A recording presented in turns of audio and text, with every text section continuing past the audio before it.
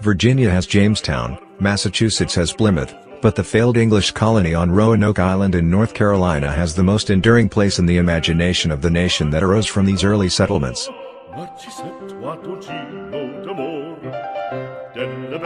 North Carolinians, reared on tales of the lost colony in Virginia Dare, taken as school children to see the outdoor drama at Manteo, may think we know all there is to know about this story.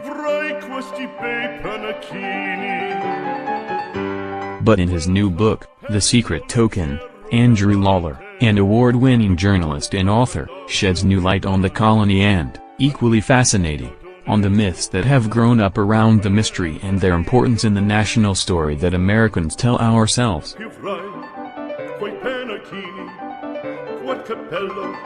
We know the basic facts. The colony that was supposed to have been the first permanent English settlement in the New World was established in 1587, organized by Sir Walter Raleigh, a knight who had a favored place in the court of Queen Elizabeth I.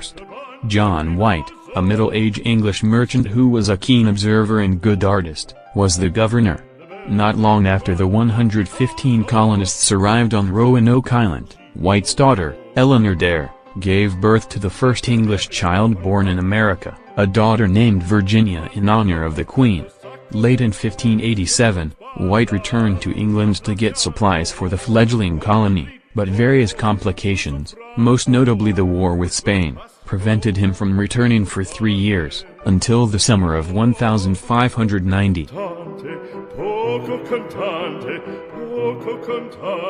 When White did return, he found that the colonists had vanished, leaving the 3 letters CRO carved into a tree, and the word Croatoan carved into a fence post.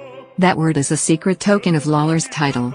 According to White's account, he and the colonists had agreed that if they left the island, they would leave behind the name of the place they went. If their departure was an emergency, they were to carve a cross over the name. There was no cross, and there was also no other clue as to where the colonists had gone.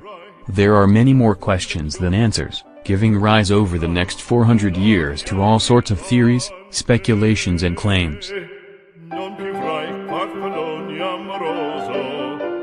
Lawler grew up not in North Carolina but just over the Virginia line in Norfolk, and his family's summers on the Outer Banks included treks to see the lost colony drama.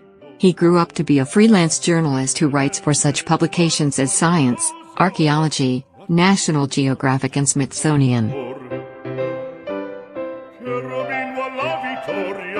In the book's introduction, he tells how, despite warnings, he was drawn into the black hole of obsession about the fate of the vanished colony.